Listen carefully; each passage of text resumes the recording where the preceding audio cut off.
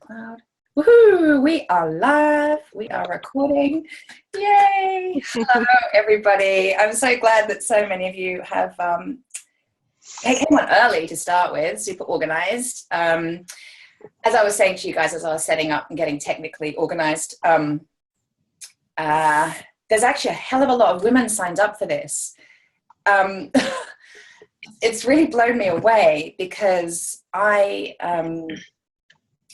when I wrote the email a couple of weeks ago to say sorry that I hadn't put my love note out, first of all, what came out of me, I'm not joking, like the words just like spewed out, well, not of my mouth, through my hands.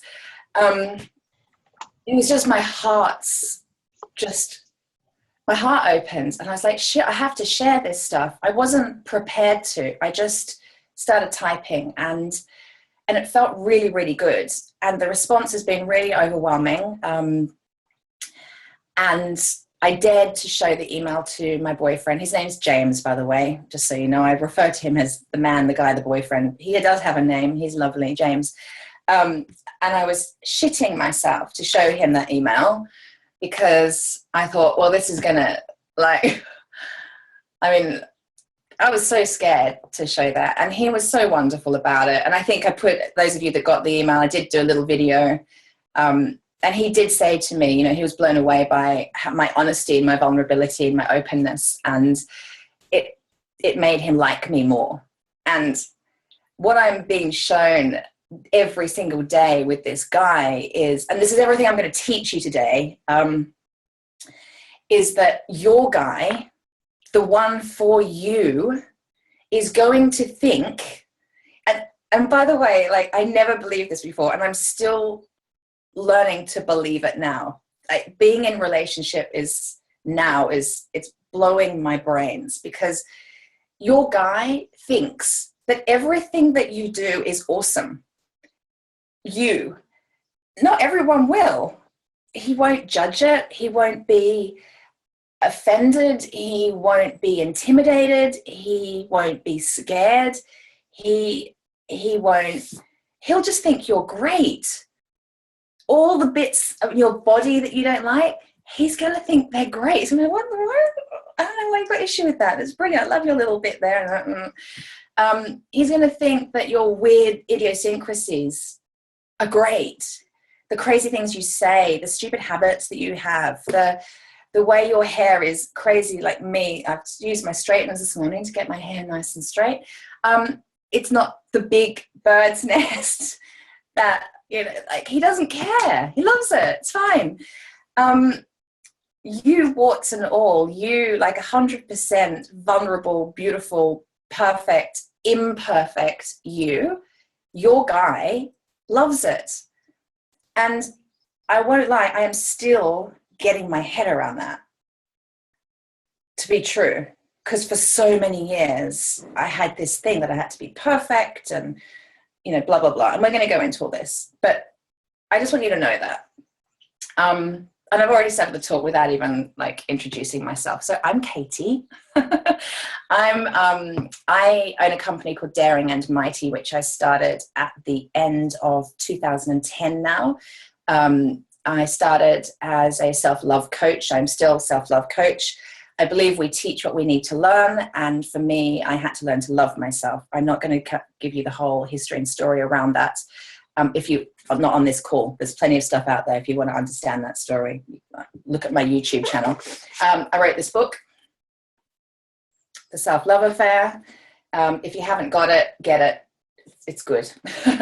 I've written and produced 4 meditation albums, 3 for women called The Self-Love Affair, Guided Visualizations for Women. And I've recorded an album for children, a kids meditation album called I Am Daring and Mighty, for ages 5+. They're all just about to come out on Amazon, actually. The book's on Amazon. The CDs are all about to come out. I've been a self-love coach for a few years now because, as I said, we teach what we need to learn. And it's been incredibly rewarding. And and I'm still a self-love coach. I'm going to continue doing it because it's awesome. What has been interesting for me and what I want to share really vulnerably with you guys today, and what you're going to discover, like, this is going to be such a warts and all call. I've actually gone through my journal and I've literally typed up verbatim stuff that I've written in my journal that I'm going to read out to you. I'm going to just heart on my sleeve, bear it all, because I don't think I can be of service any other way. It's how I do it, to just tell you how it is. Because I have a feeling if I tell you how it is, you're just going to relate. You're going to be like, oh shit, yeah, I think that too. Or you'll be like, oh God, I didn't even realize I thought that, but she said it, now I've realized I think that. So I'm going to do that on the call today. I've dedicated the best part of the last decade to learning how to love myself. It was a really, really, really big piece for me, learning that I'm enough just as I am, that I'm worthy, that I'm valuable, and developing a really, really powerful relationship with myself where I am my own best friend, no matter what, where I know that I can always rely on myself and I can always trust myself. And for me, creating that foundation in my life of just such solid, loving stability in myself was so important. The ramifications of not having that were far and wide. I had to love myself. So I became really protective of this fierce friendship and love that I have with myself. Which I came to discover was actually blocking me bringing in my guy, as we're going to discover on the call. Because, I mean, I still believe 100% you have to love yourself for anything great to manifest in your life, including bringing in your guy. You need to love yourself to bring in your guy.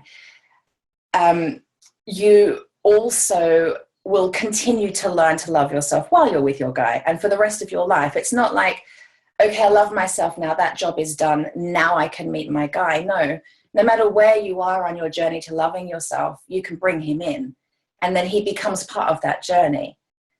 And by the way, being in relationship we're spiritual beings, right? We're here to expand and grow and constantly go to our next level.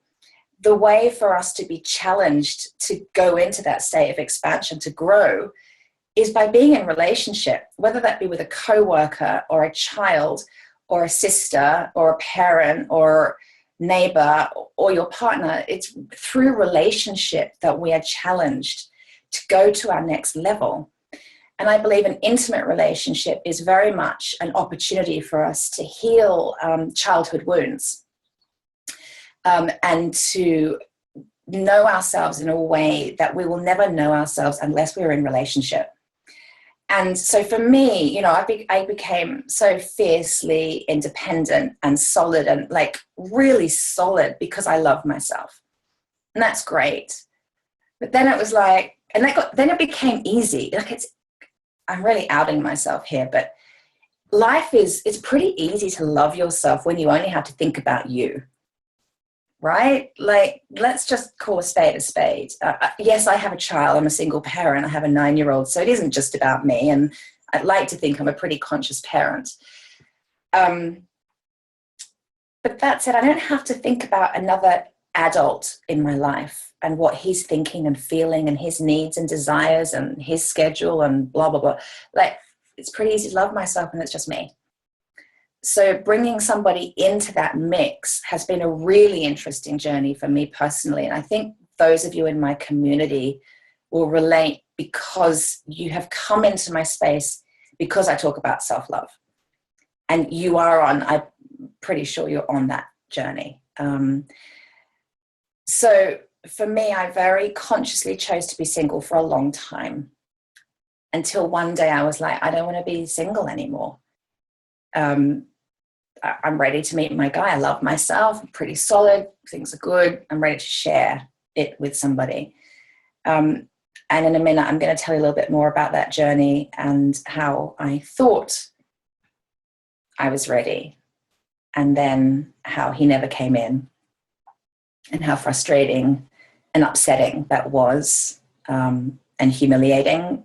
And because here I am, self-love coach, can't find love. Like, not being funny, but even just saying that now makes me want to cry, because that's my truth. And for a long time, that was really painful. I'm a self-love coach, for God's sake, and I'm single. Like, I'm all about love and I'm single. It just was horrible. It didn't add up. And, but there was something inside of me that said, it's okay, it's coming to you. This is just your next level. And then something really powerful inside of me said, you are going to teach this one day. Like, I've always known, and Lindsay, who's on the call, my assistant, I've talked to her a lot about this, you know, and a lot of people say, oh, when's your next book coming out? What's your next book going to be about? What's your next meditation album going to be about? Like, well, it's going to be about relationship, which felt weird because I wasn't in a relationship and I hadn't figured out how to meet somebody. But I've always known in my gut, I'm meant to teach it. I've known it's the next evolution in my life.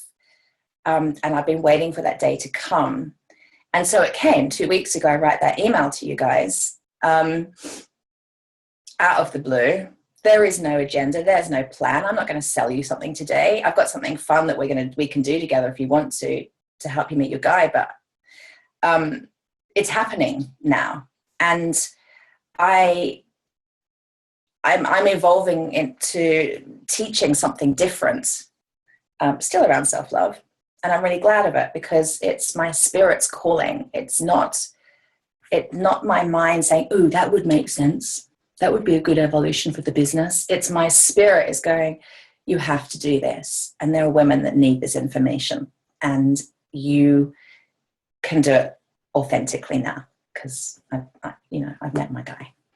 I'm not going to lie to you, though. I have been really scared about this call, because I have had, you wouldn't believe the crap that has been coming into my head this last week. Again, asked my assistant, she's like, oh, so have you prepared for the call? What are you going to talk about? And I'm like, I literally can't put pen to paper. I can't. Who the hell do I think I am to tell people how to meet their guy? I've only just figured it out. It's not really true. It's been a good year's worth of very deep work, actually, if not more, definitely more. But it's been like, who the hell do I think I am to tell people? So many limiting beliefs. I've thought that people aren't going to like me anymore. So ridiculous. I could go on. Suffice to say, me doing this has put me in a very vulnerable place.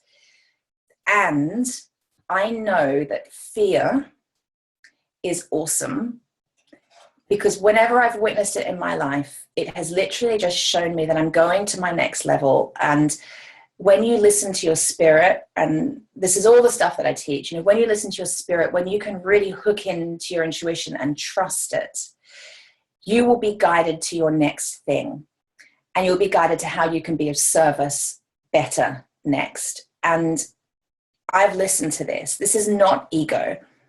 This is not me figuring out how I can make money in my business.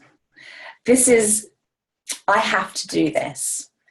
And I know that fear is there because fear tells me I'm shaking things up and I'm moving to my next level. It's not familiar. This feeling, this experience, these teachings are not familiar. So it's going to bring fear in. But fear is awesome, because it just says, cool, you're on track. Great, you're listening to your spirit. You're overcoming your humanness. This is an opportunity to overcome your ego. It's another opportunity to go deeper into loving yourself, trusting yourself, believing that you're good enough. It's about a chance to go deeper into not caring what other people think. Just do it, because you know you have to. And who cares that you get people unsubscribed from your mailing list? Who gives a shit? They're just not your people. I've had friends unsubscribe it's their stuff. And it's okay. There's going to be people judging. Oh my God, she's met a guy, so now she thinks she can teach it. Well, you know what? I know I can. And I know I'm doing it really authentically and legitimately. And you guys, by the way, get to take it or leave it. So I'm going to share what I believe, what I've experienced, and you take it or you leave it. You might take a little bit of it. You might, devour all of it as just amazing, miraculous truth. I don't know. It's your life. You get to choose. I'm here to serve you. And, I spent a few minutes in meditation before coming on this call just to ask. I called in my guides. I called in my angels, or our angels. I spoke to my spirit and I said, show me how to be of service and let me be of service. And I prayed that what you guys need to hear will come out of my mouth today. As much as I've made notes, and I'm totally going to refer to those in a minute. And please excuse me that I will refer to them because there are certain things I don't want to forget to tell you. But I prayed that I would share with you what you need today. And most importantly, I think what I want for you guys to come away from this call with is a really, really deep belief that you are meant to meet your guy. If that's your desire, it's not everyone's desire. If you want to be with somebody, if you want to share your life with somebody, if you want to create adventures and experiences and memories with somebody, if you want to feel like, for me, it was always, I want to meet the guy that is going to be not just my match, but together I just knew we would be a powerful force. And when I say powerful force, I don't mean this controlling force or power, but such love. Like together we would just there'll be so much love and trust and safety that together we would be able to hold each other and create an incredible freaking life together. I have an amazing life on my own. My life is awesome. I'm unapologetic about it. I work fucking hard. I swear a bit to those that don't know me as well. I've worked fucking hard to create the life I have now. And I know that I knew that my guy will have done the same. And and independently, we have a solid foundation. You bring that together in love, that's a powerful force. And that's what I've been searching for. And I know it's there for every single one of us. I believe, like I was saying at the beginning of the call, like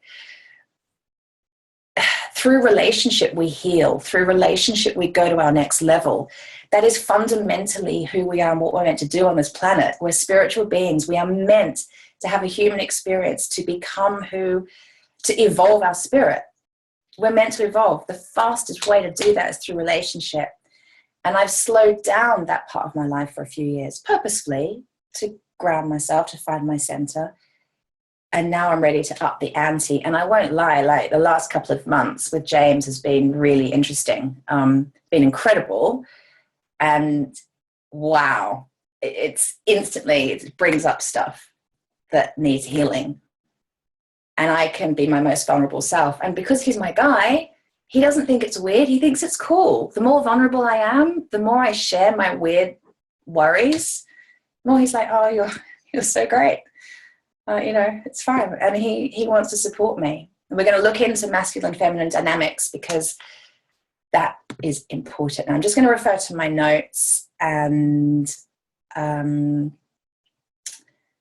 that's what I wanted to say to you guys. I kind of just wanted to really honor where you are at right now and what you might be feeling, because you're on this call because you're looking for your man. And let's just be honest, that's a very vulnerable place to be, to actually put your hand up and say that. I don't take that lightly because I have been that woman for so long. It is vulnerable to admit it, not least because speaking for myself, it can bring up stuff like, everyone else can meet somebody. Why can't I? Am I so damaged? Is there something wrong with me? Like, is there really some big force out there that has decided my fate and I'm meant to be single?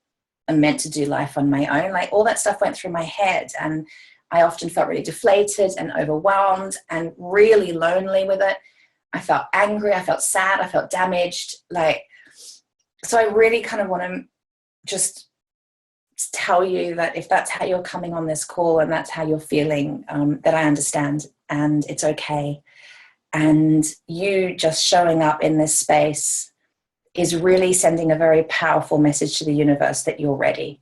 You know, willingness really is the first step. And showing a willingness by being here is already, like, energetically, vibrationally putting the wheels in motion for the universe to support you. And I also want you to just, excuse me, notice there's, you know, not everybody that signed up to this call is on the call right now. There's going to be a lot of people listening to the replay, but those of you, like, just look around. There's other women here. You're not alone. You know, I think that's really important to remember. You're not on your own in this.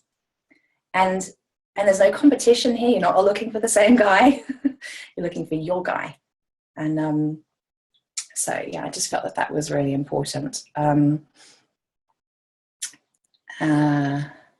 Yeah, and I think what I want to say as well is just to remind you again that you're meant to find him. And what I really want for you to come away from this call with is a belief that he is coming for you. Like, he is there for you. And your job is just to make sure you're ready for him. And I'm going to share with you, let me tell you what I'm going to share with you on this call. Here we go. So I'll probably tell you a bit more about my experience with men. And so I'm going to tell you in a minute what I did when I thought I was ready for a guy. And then I'm going to tell you what I did when I was so goddamn ready and so fed up of being so lonely. It got to a place of pain within me that I rarely acknowledged myself because, like I said, I have a good life. I have a great relationship with myself. To be honest, it was easy for me to just carry on being single. But when I, you know, those nights going to bed on my own again, and if I was in a moment of a bit of vulnerability and I allowed myself to really tune into how I really felt, my deep desire was to actually be with somebody. And when I really allowed, this was it, when I really allowed myself to feel the pain of being single and really allowed myself to honor that deep desire to be with somebody, that's when I really learned how. I'm going to share that with you today. And that's when I'm going to share these 3 key principles that you can use to meet your guy. So I've got some notes here. I'm just looking at them now. Occasionally I'm going to take my eyes off you. I don't know if you'll be able to tell or not. But there's things that I want to share. Please take notes. I hope you guys have journals. Take loads of notes. There is also going to be a replay or a recording of this, which you can watch over and over again whenever you want. So if you just want to sit now and absorb, then sit and absorb. If you want to take notes, then awesome, but you can listen back and take notes later. So where to begin? Oh, goodness.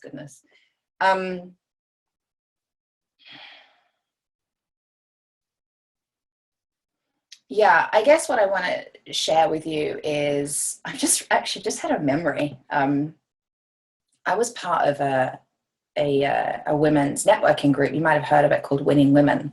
It was great. And I used to go regularly to this Winning Women group. And about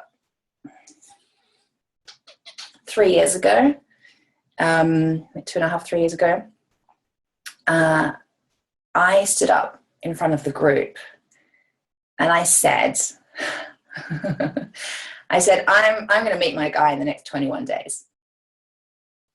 Mark my words, 21 days, I'm going to meet him. I was so scared to say that, but I so believed in the laws of attraction. I so believed that I was ready. And I really believed, and I still stand by all of this, by the way, you know, that by standing up and vulnerably sharing and being honest with other women that this is what I wanted, oh, it was so a non-brainer. It was totally going to happen. Like, I really believed it. 21 days. So, yeah, there's a Facebook group. Like, have you met your guy, Katie? I'm like, yeah, no, not yet. And I think I went on, finally got brave and went on to match.com. And yeah, no, I didn't meet my guy in 21 days. And that was so humiliating. But also I was like, oh, well, you know what, shit happens. But But that was the moment 3 years ago when I thought I'm ready to meet somebody. So I did. I tried Match, and I had a couple of nice dates. I actually did end up dating a guy for a few months, but it was very platonic, really. He was lovely. He was nice company. He wasn't my guy, and that didn't go anywhere. We're still friends now. It didn't go anywhere. And I didn't. So what happened was I didn't attract in my match. I attracted in a really nice guy, and what he was, I think this is important for wherever you're at and whatever your experience is with men at the minute. He was a nice guy, and he proved to me how far I'd come and how far I'd evolved as a woman, particularly around the self-love, self-worth piece, because I'd met a guy that was really solid. He was just lovely. He wanted to take care of me. He was intelligent. He really respected himself, the way he treated me. The people in our lives are an absolute reflection of how we feel about ourselves. Yeah. So I'd attracted in and I compared him to other boyfriends. Holy shit. Like, he wasn't controlling. He wasn't manipulative. He wasn't codependent. All this stuff that I had dealt with historically with, my history with men was very codependent, drama fueled, like so much drama. There was like fireworks one minute and then bombs going off the next minute. It was a war zone. I met a lot of soulmates, and I believe that your soulmates are meant to trigger you and meant to speed up your journey of knowing yourself. I don't believe that you're meant to be with your soulmate. I don't know what you call the guy you're meant to be with. I think it's twin flame, but whatever. It doesn't really matter what the terminology is. I had a lot of men that forced me to grow in a very, very uncomfortable, pretty nasty, downright ugly way. I think, thankfully, now it's possible to meet somebody that can have you grow through love, not through fear and pain. So this guy comes in, he was great, but he wasn't my guy, but he did reflect how far I'd come, and he reflected what was possible for me. We just weren't quite the right match. And then I continued, trying different things. I would do a stint on bloody Bumble. No, Bumble worked. We'll get to that. I did a stint on Tinder a couple of times. So I'd go on for like a week, and I go, oh, this is stupid, and come off it. And then I'd go on again, a few months later for a couple of days. No. And I never got a date from Tinder. People do, I don't think actually matters where your guy specifically comes from. How he comes in will be a miracle. And we can't control the miracle. If it's Tinder, then awesome. I've seen people married off Tinder, so great. I was just fed up of the dick pics, quite frankly. I couldn't deal with that. So I tried it. I tried another couple of online dating sites, but I never really took online dating particularly seriously because I had a belief system that it wasn't going to work for me. And I had a belief system that online dating was hard work. And notice, please, when I'm talking about belief systems, when I say that, what I'm saying is a belief system is something you can change. Okay, so a belief system is blocking, and we're going to talk about this in a minute, but a belief system is blocking you to having what you desire. So while I believed online dating and apps couldn't work for me, then they couldn't, right? I kept trying them, because everyone said I should, but I didn't believe they would work. And so they didn't, right? I mean, it was like crickets. Nothing was happening, and I put this in the email to you guys the other day, but, if I had one more person say, I don't understand why it's not working for you, Katie. I mean, you're beautiful, you've got a successful business, you're intelligent, you travel the world, you've really got it going on. Like, why wouldn't a guy want to be with you? And I was like, seriously, if one more person says that to me, it just made me feel even more pathetic and like totally, utterly damaged on an energetic level. I was like, there's something about me that is so repelling that I can show up and be all these things, but there's something that's repelling my guys. And it comes down to belief systems predominantly, but there's a lot more, which I'm about to share with you. Anyway, so I was, trying this whole online thing, but not believing it. So it wasn't working. Then I did nothing for ages because, I would give up, think, oh, well, it has to be a miracle. So he'll just turn up. And then I'd think, well, that's not going to happen. That's ridiculous. You should try again. So then I'd try online dating again. And it was this cycle, it was on, off, didn't really believe. And until I really felt the pain of it all. And here's what I'm going to share with you. Let me just find my notes. Okay, so this is a journal entry, and I promise you, I have not edited these journal entries. This is exactly what I wrote. This is when I knew things had to change. I said, life will not be complete until I can fall in love. That's how I feel. I'm very good at being alone now. I didn't used to be. And I love myself now. I didn't before. I can do life on my own very well, but it's incomplete. And by the way, for me to say that was a big deal, to say that life was incomplete, because I was a self-love coach that taught that when you love yourself, everything's flowers, right? So for me to say I need more than just me was big. It was a really big piece. I'm resistant to saying that a man will complete me. However, in my heart, this is my truth. I'm scared to give away my power. I've worked so hard to know and love myself for the first time in my life. To share that is scary. But in my heart, I know it's my next evolution. I desire to feel joy within relationship. I know I need to get better at that on my own too. I desire to feel safe with a man. To feel safe around men is massive for me. To feel safe to allow in joy is massive. I control so much. It's almost like if I let down my guard and feel joy, I'll get hurt because I'm exposing myself vulnerably by being in joy. I don't know if any of you can relate to that, but that was how I was feeling. So let me show you. So let's just tick back again. So there I am, winning women's networking thing. I said I'm going to meet my guy in 21 days. From that moment onwards, I started doing stuff around law of attraction. Okay, so law of attraction, for those of you that don't know, but I'm pretty sure if you're in my community, you get it. You get what you think about, and it's all about, look, I'm going to demonstrate to you, and then that will explain it. Here's what I did. I created a vision board. Awesome. Here, okay. Demonstration piece number 1. Here is my vision board. And you'll see in the middle it says connection. And for me, it was all about connecting to other women.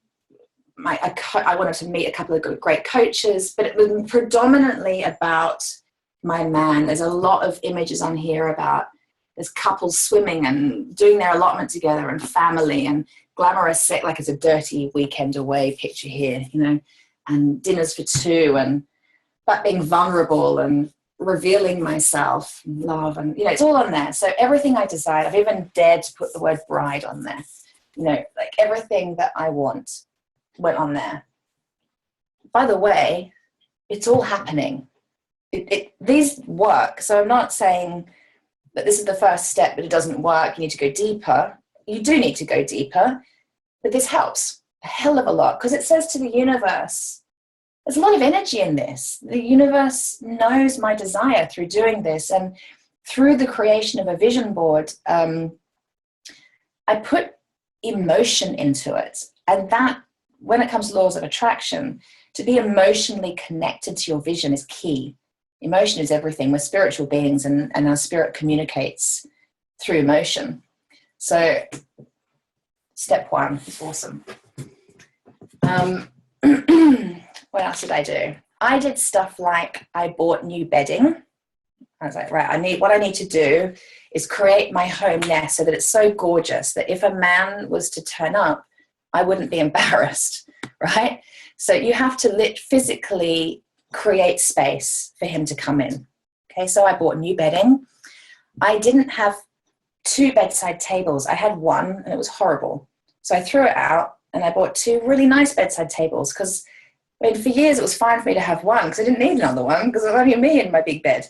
But I bought another one for my guy, put it there, and then I put stuff in that cupboard for him. So I put in aftershave, shaving lotion, like stuff that if a guy's coming for a sleepover, right?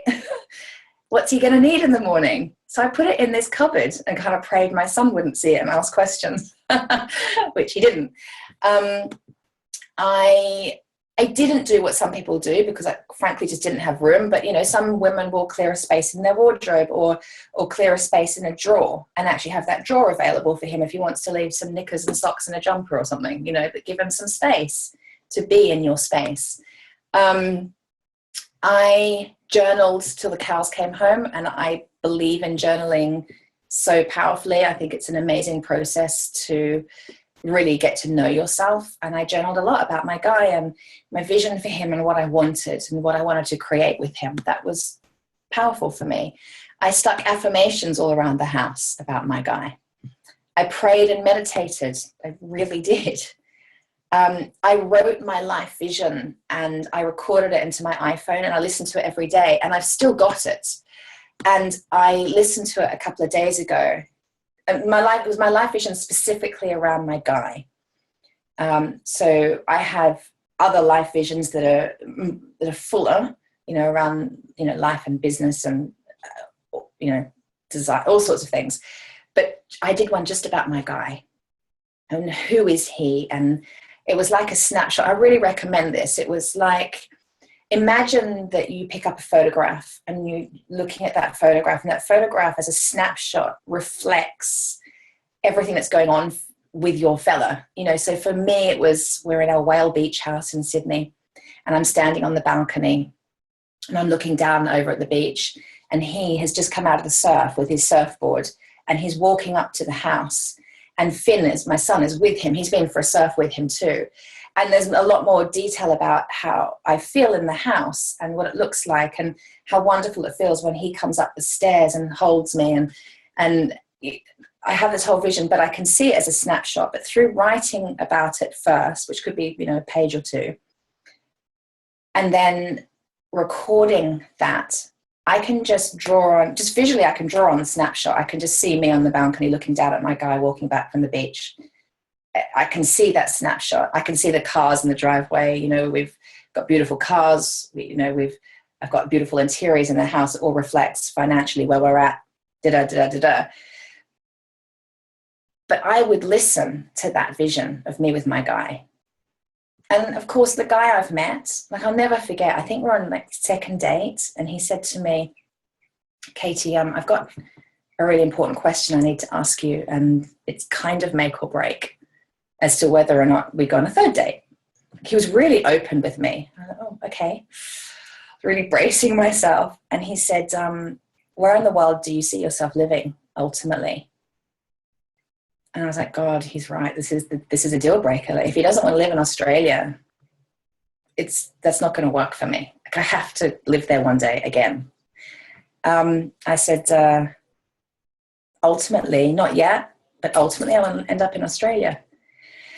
He went, oh, thank God. I really want to live in Australia too.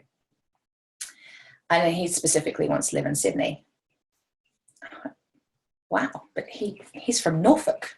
You know, he lives in England, he works in London, but no, he wants to live in Sydney. Cool. He actually wants to live via Costa Rica as well, which has a great yoga and surf community, which I'm really open to. He's an avid surfer. He looks Australian. He dresses, I mean, he wears flip-flops and T-shirts, even now. I'm like, dude, you need to put some clothes on. Like, he's so my guy.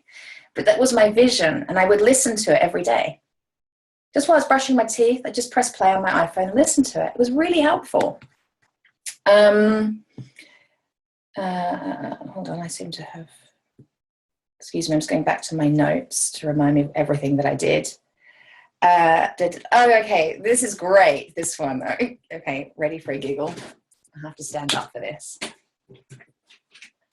This is brilliant. All right. I'm going to introduce you to Brad.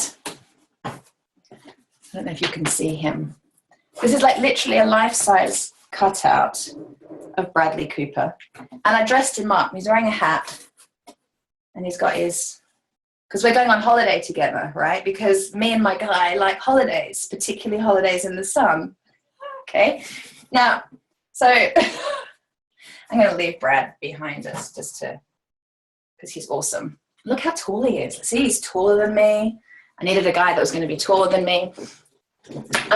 So Bradley came to me. I didn't go out and buy him, by the way. This was just, you know, I bought a new car, and the guy I bought the car from, the dealership, he was just really funny and cool, and he stuck this in the back of the car. So when I went to pick up my beautiful new car, I also got Bradley, which I thought was hilarious. And I just kept him folded up in the car for a long time. And then I thought, do you know what? I'm not used to the energy of a man in my house. And a big man too, like, because I'm 5'11", right? So I wanted someone that was 6 foot plus. And I got a little cottage in the countryside. There's not, I needed to get you. I knew that I felt uncomfortable about a big man in my presence. So I brought him in the house, and I dressed him up, and I put him in the corner of my bedroom. And this might sound crazy, but I got used to the energy of a 6 foot something man in my space. Might sound weird, but it worked. And then, oh my God, it's so embarrassing. And then I would start in the mornings. I'd say, "Good morning, Brad." And I would kiss him on the lips. I would literally give him a peck on the lips. It was so stupid, but I made myself do it. And I would make myself feel like I was kissing my man good morning. Now, the guy I've attracted in is 6'5".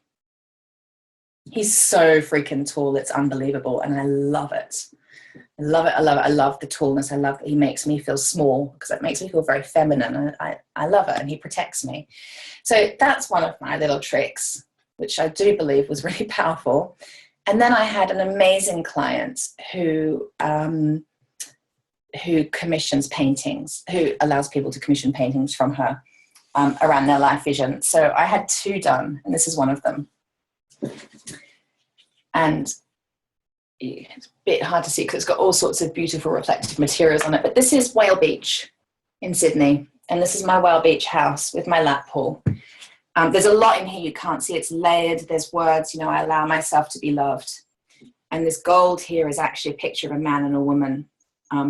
You probably can't really see it, but interestingly, the profile, miraculously, is James's profile, which has really, really freaked me out at first, actually. So that process itself was very powerful. And briefing her, so briefing an artist on my vision and having her create her version in abstract for me was a very powerful process. This is all wonderful. And it didn't do the trick. So, but I'm sharing it with you because I know it's like a jigsaw puzzle, isn't it? And all these things I just shared with you are parts of the jigsaw.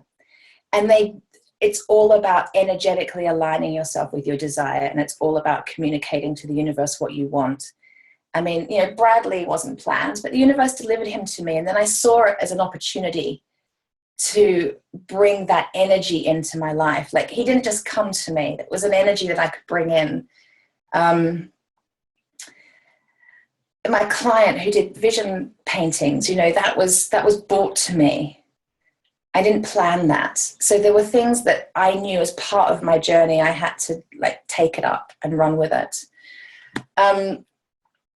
It wasn't enough. So then I had to, as I said, I got brutally honest with myself, and I had to take a look brutally at what was going on in my life. And I'm going to read out a journal entry to you now. This was my exact entry when I knew I had to go deeper, when that stuff wasn't enough. See if you can relate to any of this. I haven't fully claimed myself. I still far too easily give my power away to men, by letting them call the shots, bending to their time frames, allowing myself to feel like a trophy, allowing myself to not be prioritized and respected, even to the degree that they can't be off their phone for 2 minutes while on a date with me. And I dress how I think they would like me to.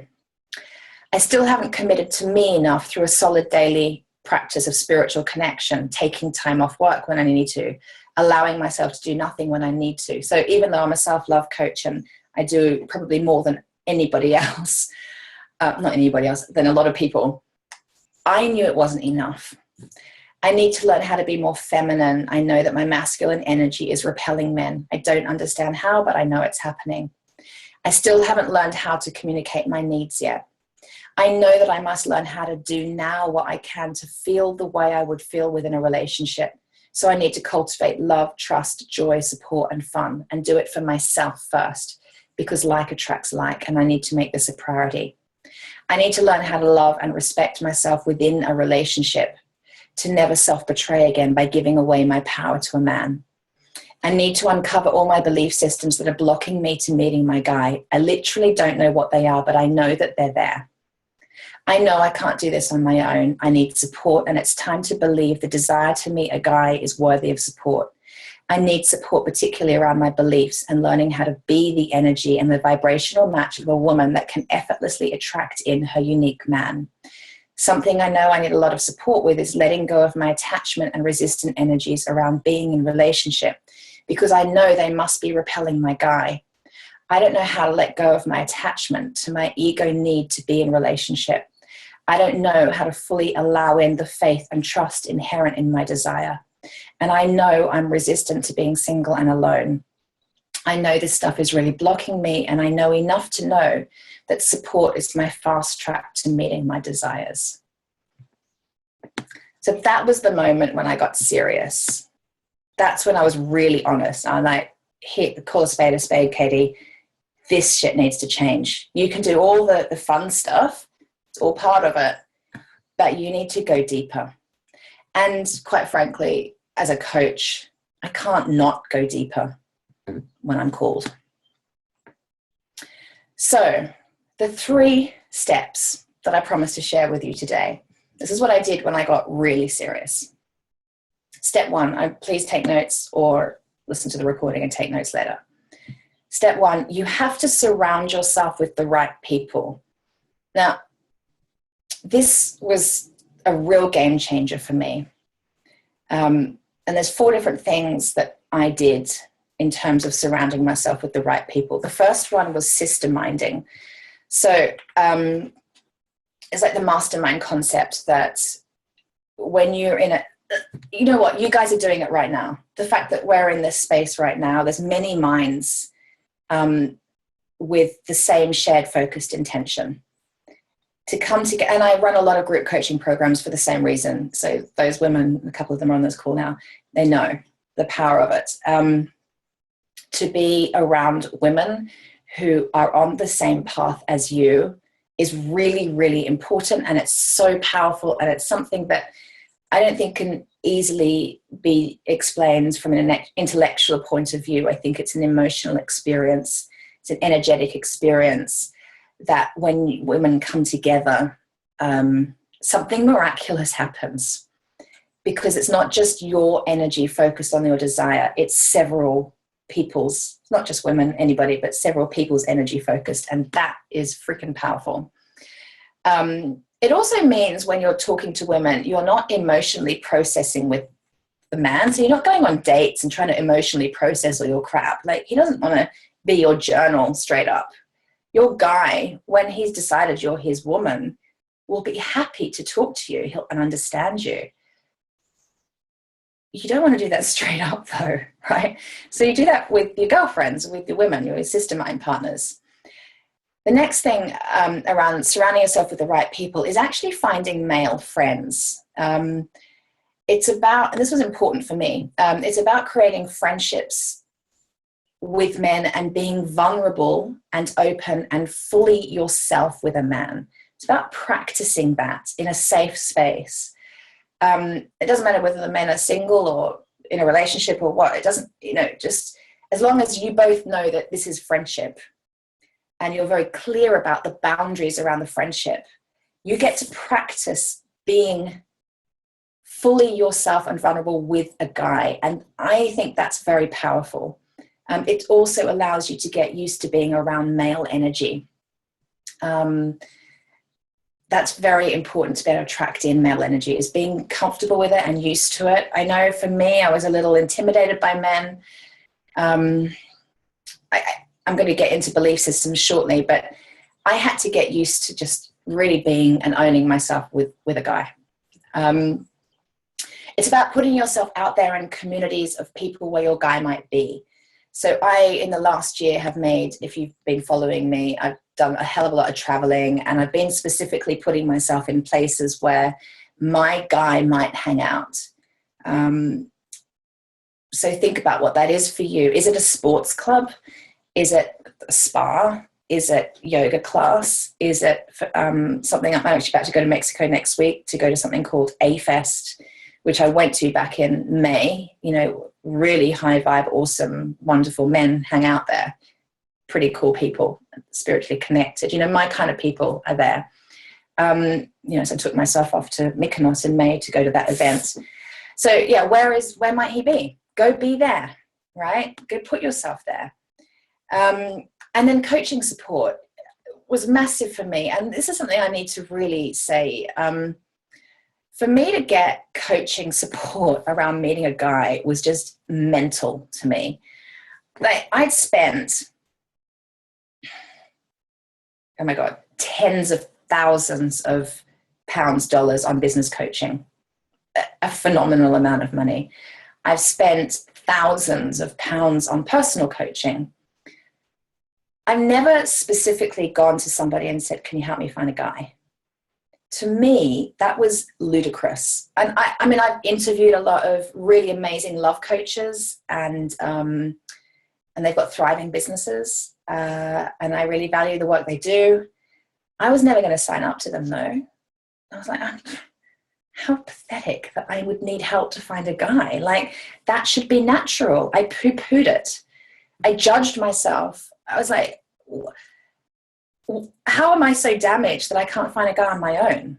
Why would I need support to do that? Until I realized that was the only way. And my spirit literally screamed at me and said, Katie, you don't know how to do it. You need help. You've got to get some support. So I did get some support. I actually joined a mastermind group of 6 women for 6 months. Well, no, that wasn't about finding your man, actually. Interestingly, that was my goal within that group. Then somebody came along who was all about finding your guy. And I just invested a lot of money in a mastermind group program for personal coaching. But then I had this opportunity to go laser focused on just my guy. And I remember it was so bizarre, the experience. My spirit cried. And I cried. When he came, this coach came into my world, I cried because I had to coach with him. My brain did not want to. I was like, no way. I've just invested what a ridiculous spend of more money. I already have one coach. I don't need 2. They were like literally going at the same time. It was so indulgent. I felt it was like greedy, and it just spoke like, you can't do it on your own. But my spirit literally cried. I remember just thinking, I have no choice. It was absolute surrender. It's like, I have no choice. I have to do it. And I want this so badly that I'm finally going to honor that, and I'm going to get the support. And it worked. So, I mean, literally, it worked. Yeah, best decision I ever made is to listen to that voice inside of me. Okay, so the second step required, if you're serious about manifesting your man, so the first one is being around the right people, good communities of people. The second one, so powerful, is loving your feminine. This is a total, utter game changer.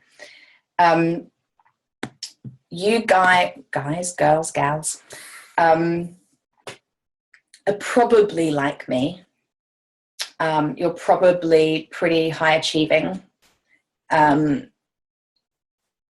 go-getters, you work hard, probably quite successful, even though you probably think you're not. You are powerful and, like I said, high achieving. You're probably very strongly in your masculine energy. I have been, and I didn't know it until I did. I was totally operating from my masculine my whole life. I literally didn't know any other way. And most driven, successful women are.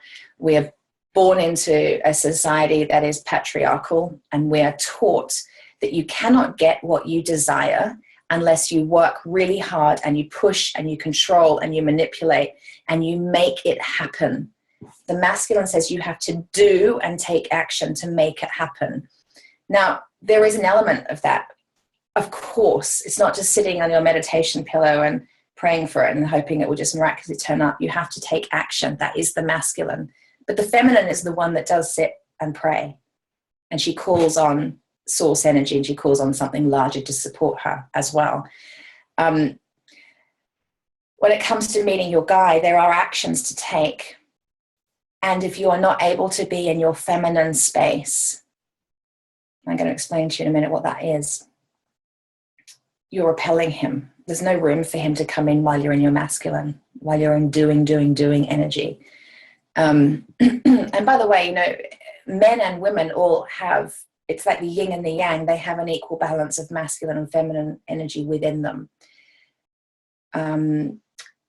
Within every man and woman, it's just whether the masculine or the feminine is tending to dominate. You'll meet guys that aren't gay and they're very effeminate.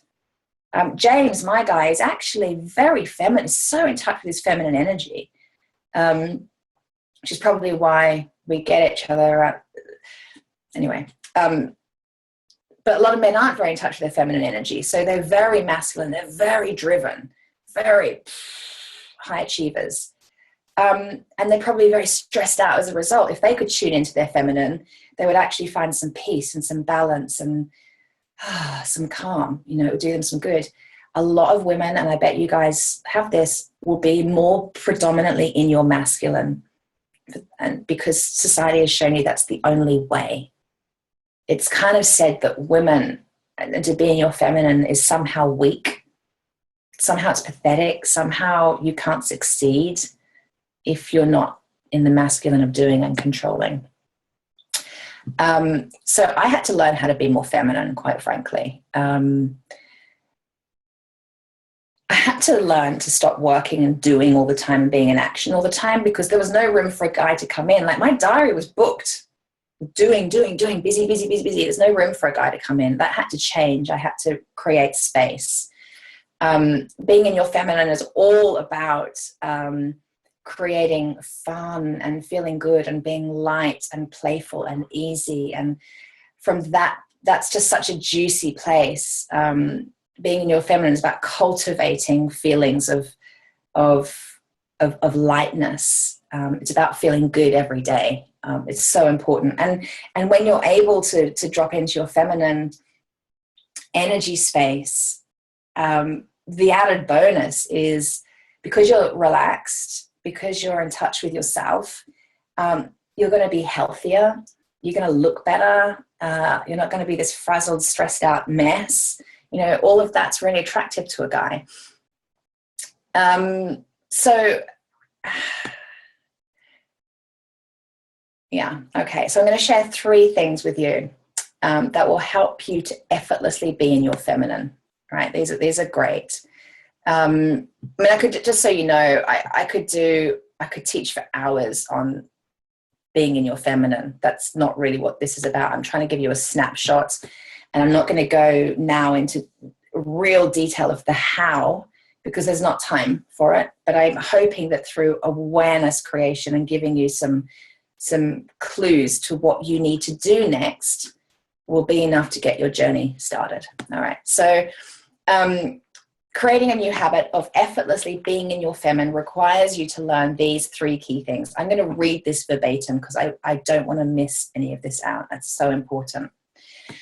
You've got to activate a receiving state through integrating your physical, emotional, mental, and spiritual selves.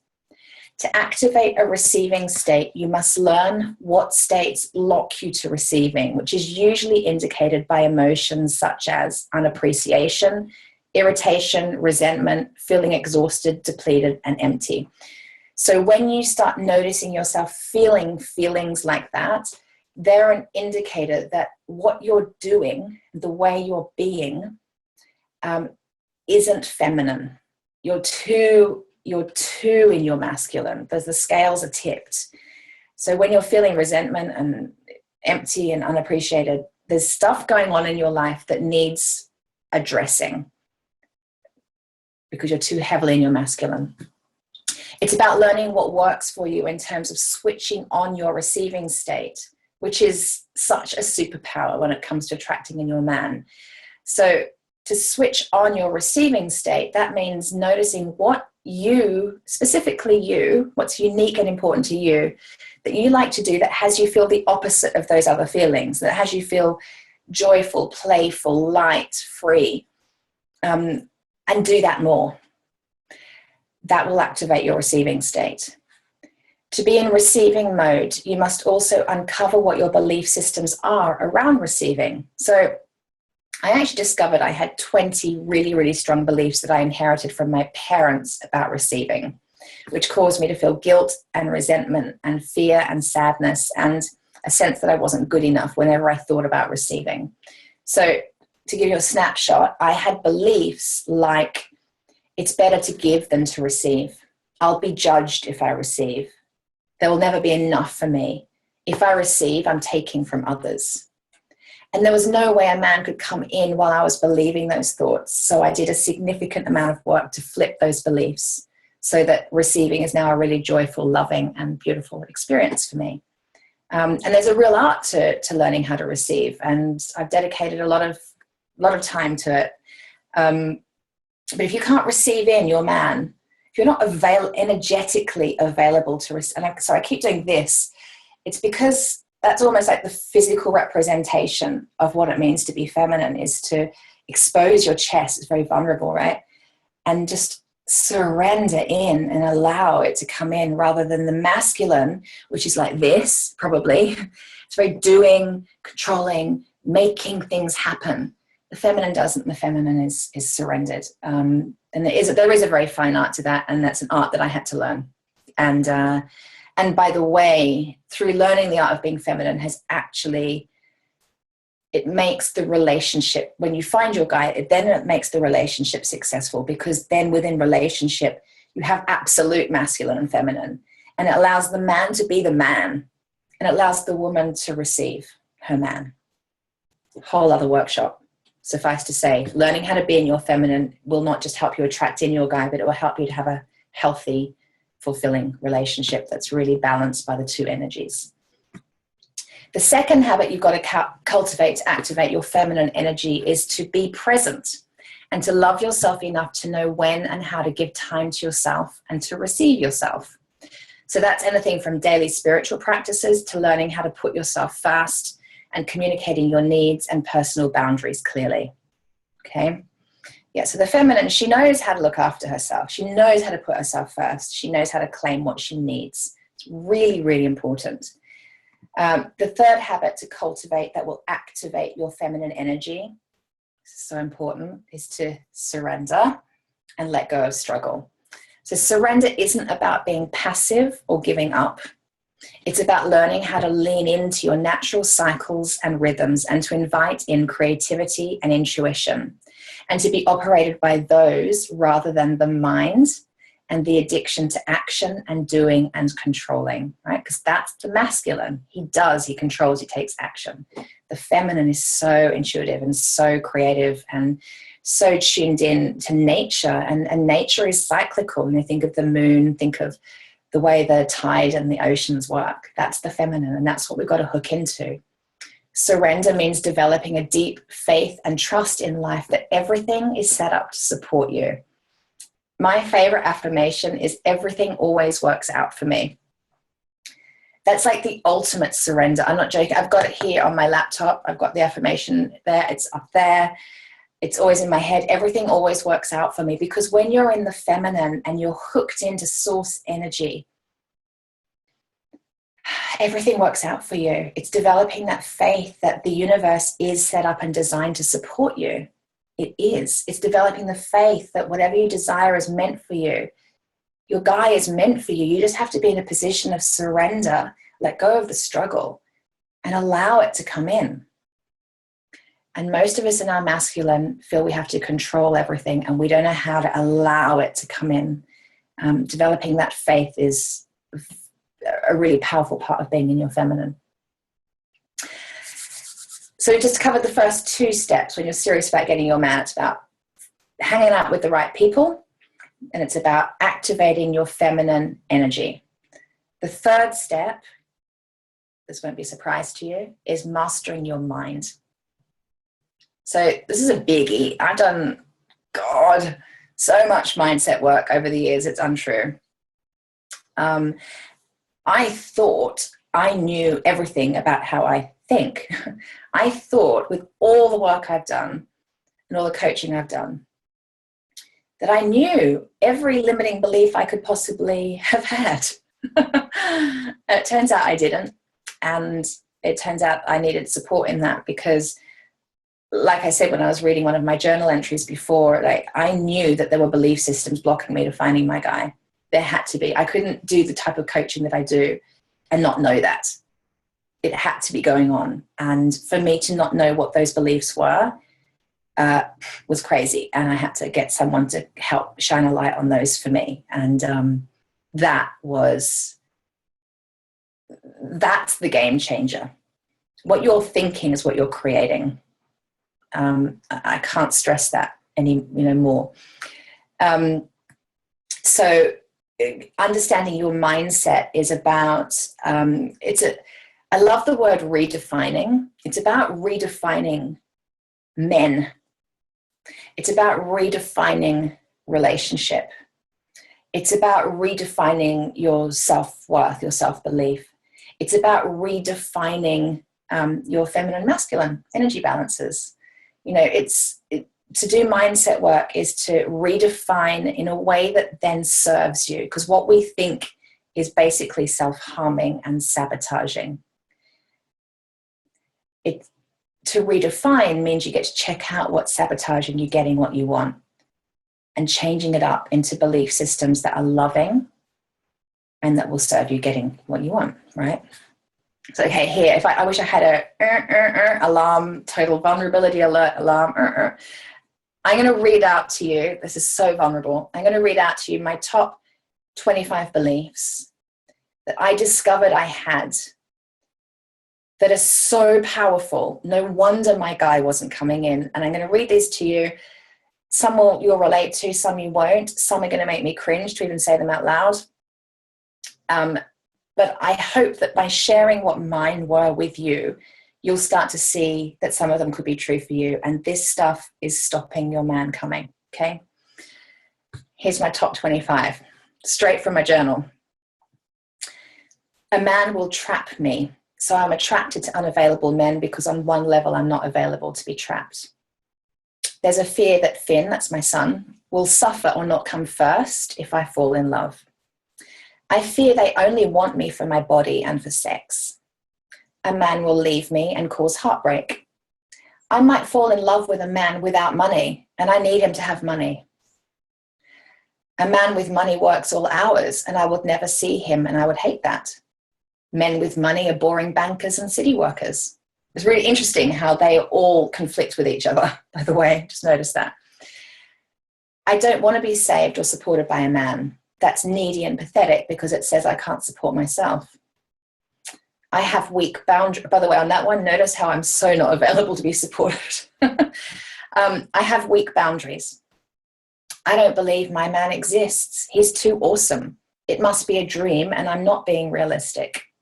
So I didn't even believe, like when I got clear on who my man was and all the qualities that I desired, I said it out loud and I was like, oh my God, that guy doesn't even exist.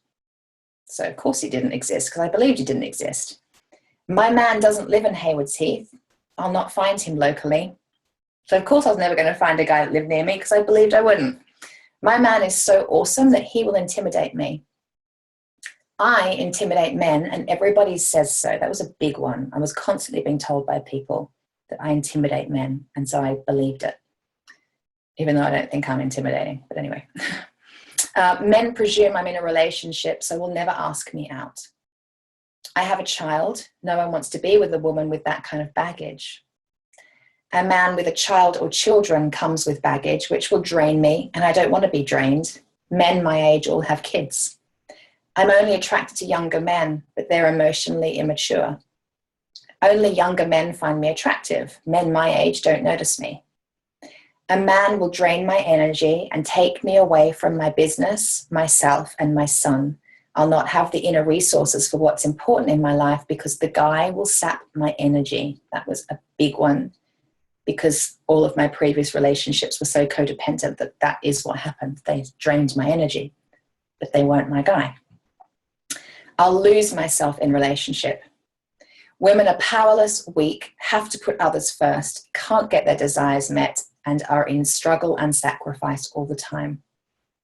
Big beliefs around what it means to be a woman right there. Men have the power.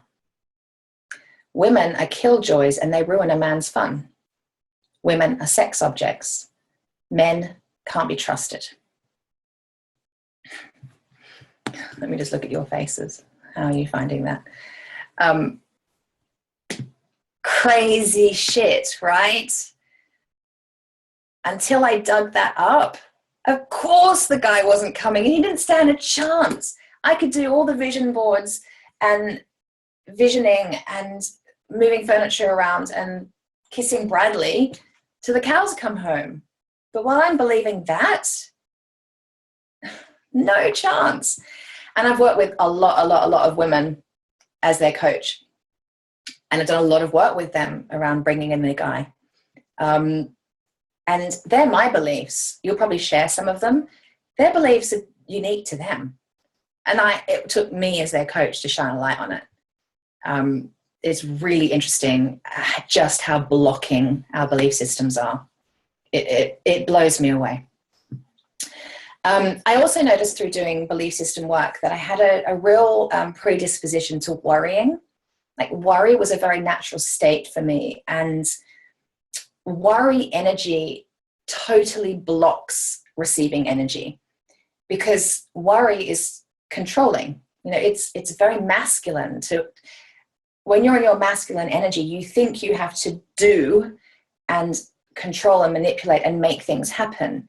It's all down to you when you're in your masculine. There's nothing else to fall back on.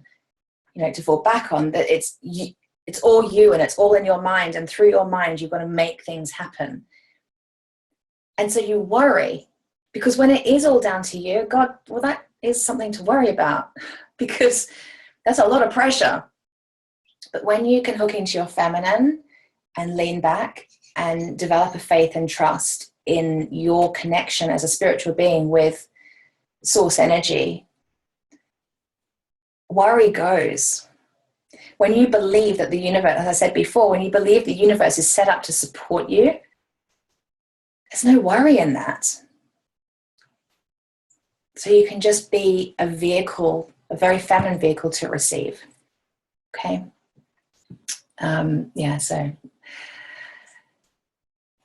So they're the 3 tips that I promised that I would share with you. I wonder how you're feeling about that.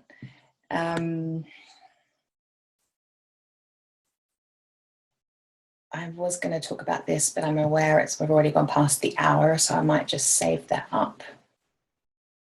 Can I just tell you a little bit about James and how he came in the end? Because I've had so many emails, and I'm so sorry if you're on the call and I haven't personally replied to you yet. I've had some beautiful emails. I've had essays through from women about their journey, and I get it and I hear it. I really feel you and hear you. A lot of women saying, well, how did you find him? Did you do internet dating? And here's the thing. It's not about it. That's not what we're talking about. how he comes in then when you are in your feminine, when you're, first of all, you've learned how to be around men and you're in community and you've got this high vibe amazingness going on with your sister mind, mastermind partners and all that, and you're in your feminine and you're dealing with your mindset and you're changing up your belief systems. Miracles happen. Crazy miracles happen because you're plugged in. And so, okay, so I met James on Bumble. It's an app. Now, to look at the miracle of that, because it is a miracle, so I opened myself up to putting myself in places where men hang out. So I paid to go to something called A-Fest. And that was like, probably, it was like a £3,000 investment, right? It wasn't insignificant, but I'm like freaking going to that event because my guy's going to be there. Because that's where really spiritual, high vibe, successful, awesome entrepreneurial men, and they're probably really tall and fit and six packs. That's where they hang out. So I'm going to go there. I did. Met awesome guys. I met all those guys. Didn't meet my guy because I hadn't worked on my belief systems yet, by the way. I met lots of awesome guys. There was one guy in particular that I met. He really took a fancy to me. I took a fancy to him. We had a mutual respect for each other. We were only friends though. And I practiced being a friend with him and I love being a friend with him and I'm still a friend with him. And he's helped me a lot to, like I was saying, to be myself and to be vulnerable with a man. So he gave me that practice space. And I only found him because I showed up where I thought those guys hung out. So I find him, we keep in touch. One day he came to visit me. He saw where I lived. Some weeks later, we were a message. He's like, have you found your guy? No, I haven't found my guy. Have you found your girl? No. He sends me this message and he goes, Katie, for God's sake, and he got really firm, for God's sake, you are not going to meet your guy living on a farm in the middle of the countryside. You have to put yourself out there. And I'm like, oh, okay. Like I'm saying, I am on a farm. I'm looking down at my chickens there. I'm surrounded by nothing, trees. And he said, you've got to, and he said, I want you to try this app. It's called Bumble. So it's like, I don't know if you guys know it. It's like Tinder with the left, right swipe thing. The only details you put in is the sex of the person that you're looking for. You're looking for a guy or a girl. Their geographical distance from you. So I put in like 30 miles or something. Didn't want to travel too far. And then, was that it? Yeah, that's it. Yeah, and then a photograph. So when you're swiping, the people that come up, well, they're men and they live within 30 miles and they look like that. And I get to swipe yes, no, yes, no. No dick pics, which is the nice thing about Bumble. God, one more of those, seriously. So I did it. I didn't really want to. But I'm like, okay, persistence. This is a big piece. Persistent. I'm like, all right, I'm going to try again. I'll do it again. And this time I'm going to believe it might work. I'm really going to give it a chance this time. So I opened myself up. I noticed my belief systems. And then I signed up to that thing. And then I had a friend who was dying of cancer. And I went and I spent a night with her. And we had a really beautiful conversation. It was the last conversation we ever had, last time I saw her. And she said, the first thing I'm going to do when I die, because she died 2 weeks later, the first thing I'm going to do is I'm going to find you your guy.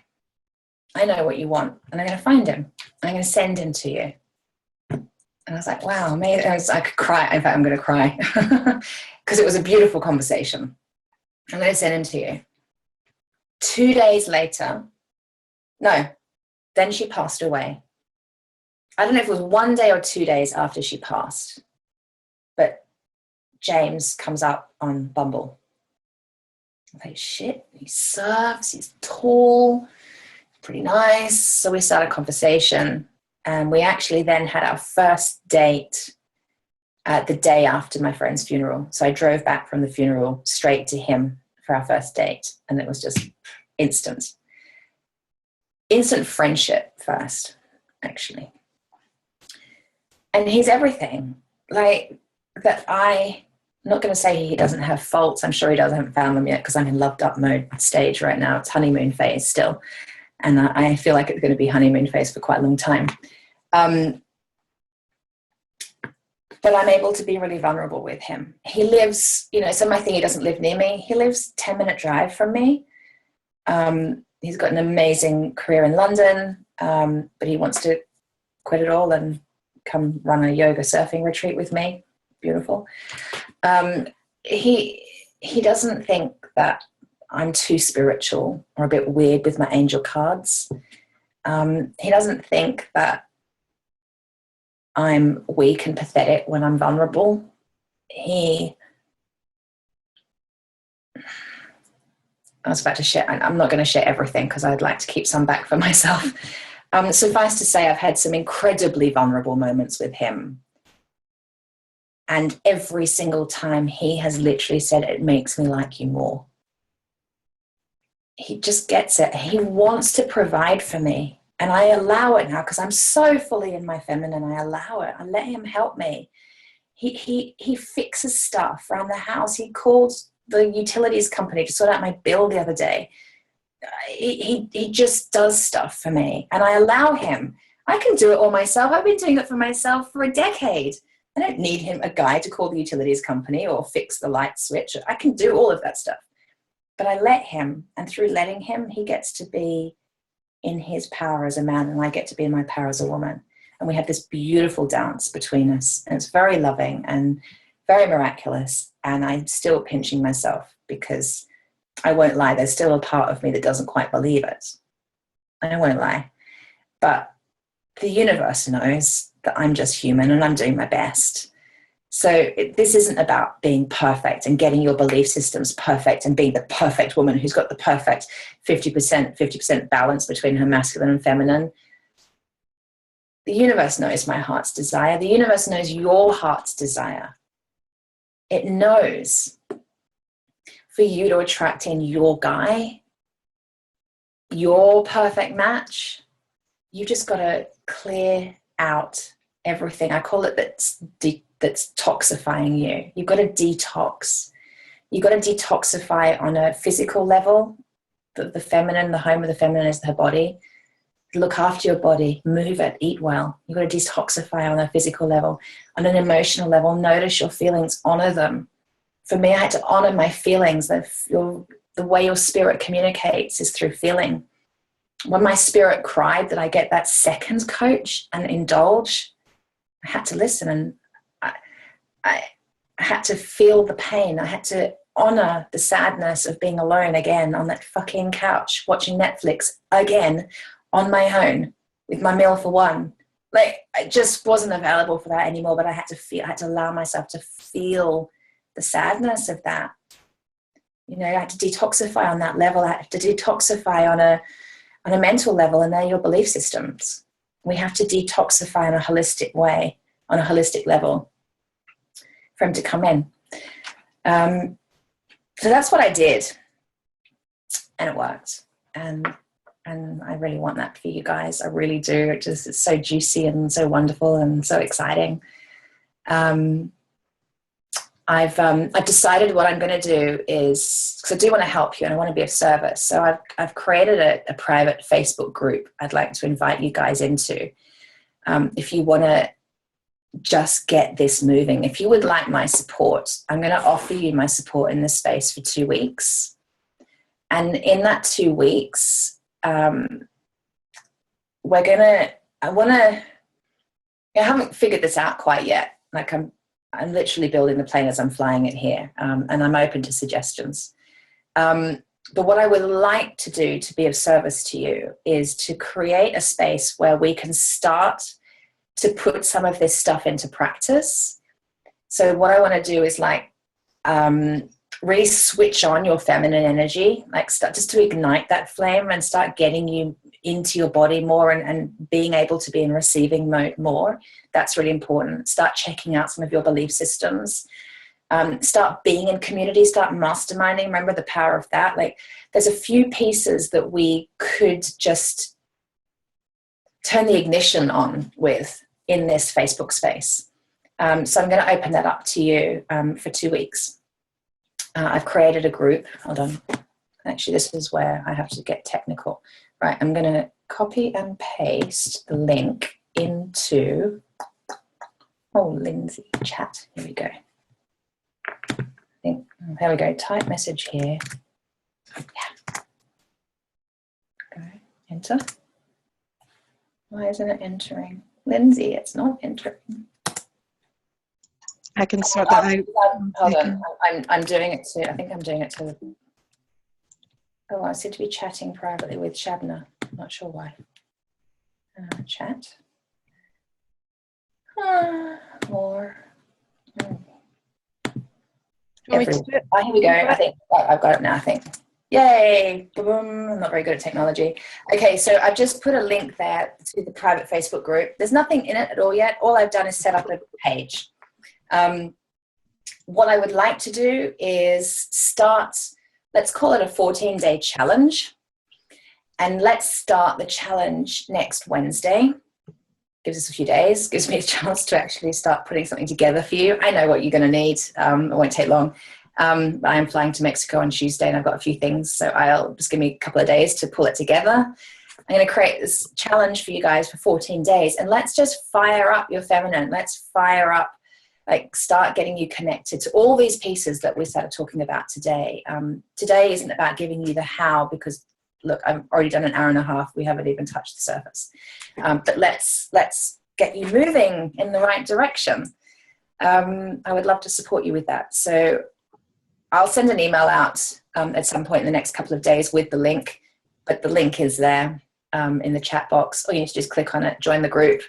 Invite your girlfriends, anybody that you think is single that would love this. You can share the replay of this with them. Anyone can watch it. This isn't private. I don't mind that it's out there, even in all my warts and all vulnerability. So share it with your single friends, get them in the group, and let's just create a really beautiful space of sister minding to activate what needs activating, to bring in your guy. Because he's looking for you too, by the way. Okay, that's really important. He is looking for you. And he might not have found you yet because he hasn't been ready either. Maybe he's doing his work. I discovered this with James. So I was having dinner with him 2 or 3 nights ago. And he said, well, I hope he doesn't mind me sharing this, but he did some of the stuff that I did. He got clear about what he was and wasn't available for in a relationship anymore. He got really focused and clear.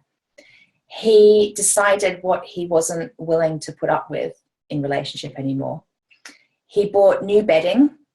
He bought new towels. This is a guy. He actually did this shit, and he doesn't even know what the law of attraction is. I'm actually going to give him The Secret, the movie, because he doesn't even know, but he did it naturally. He's like, well, of course I had to get new bedding and towels because I wanted my place to be nice for when you arrived.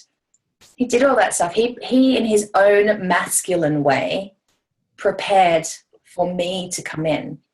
And he was so in tune with what he wanted, and he was so ready in himself doing his own work that when I came in, he knew. He was like, oh yeah, that's her. He knew. So your guy knows, and your guy's looking for you. And you don't know what he's doing to prepare himself for you. He could be doing his own mindset work. He's on his own journey. He's healing his own stuff. Your guy, James wouldn't have been for me 2 years ago or even a year ago. No way. We just wouldn't have it just wouldn't have worked because we both were healing stuff. Your guy is on his journey and he's looking for you. He just hasn't found you yet because he's not in the right space, and neither are you. So remember that. He's a coming. So shall we do a bit of Q&A? This is where I will call in Lindsay's help. Yeah, that's no worries. So I'm going to just turn off my chat box, as in I don't want to see it, because you're going to handle that for me, because otherwise I will get utterly distracted. That's fine, no problem. For half an hour longer than I said I would. This is what I do, but I like to share lots of juicy information. Okay. So Lynn, well, can I see everyone? I feel like I can't see the whole group. So you should have a screen with eight of us all together. It's funny, isn't it, how many people will be listening to the recording and not on live? Yeah. That's great for you guys because you get your questions answered. So actually, if you want to just talk to me, wave at me, and I will Or even just if they want to raise their hand, or in the participant, in the bottom section, there should be an option to raise your hand, or we could just have it all completely wave open. at me. Just wave. Who wants to talk to me? Oh, come on, seriously. If you don't want to talk to me, if you want to type a question, jump in the chat box, type your question, and then Lindsay will read it out so that I can answer a question for you. And if there's no questions, so be it. There's no questions. That's okay. I might have a question, actually. Cool. Just to remind you guys, I am a coach, and there's no charge here. So, use me. Get in there. Get in there. Get in there. Yeah. What's the one that I was thinking of?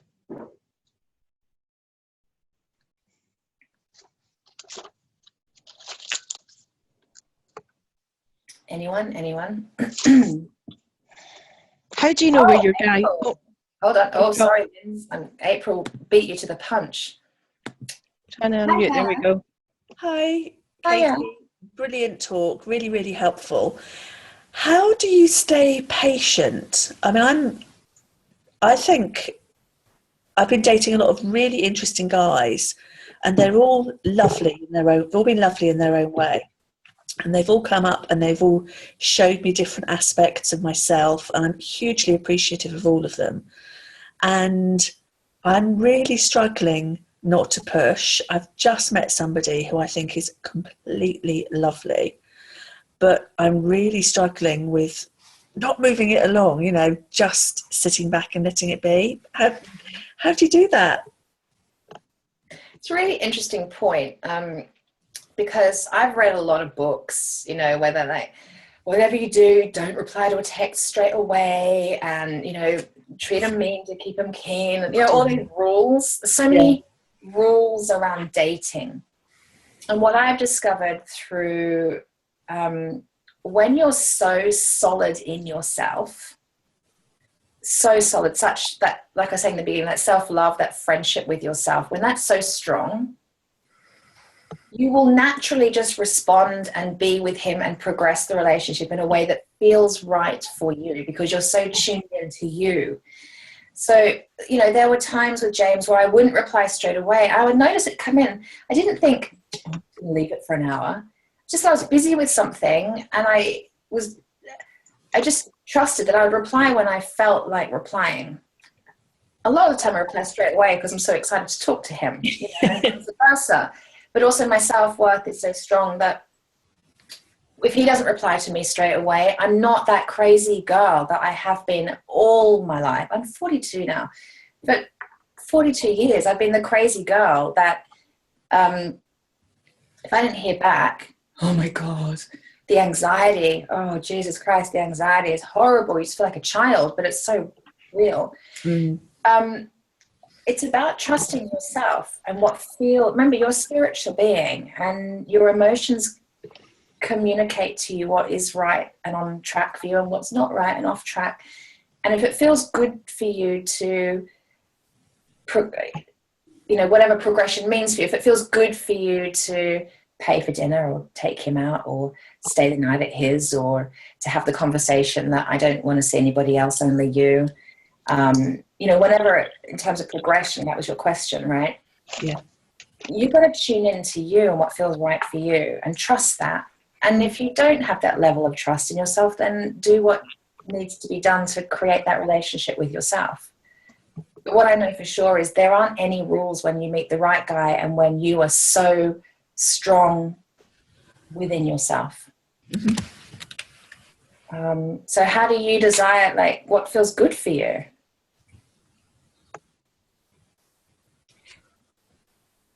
Yeah.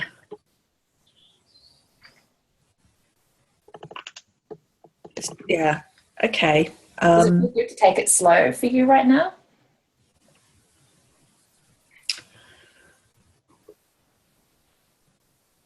I really don't know. I think I've just got to give myself some space to kind of sort of step back and think about this and feel about it, feel into it.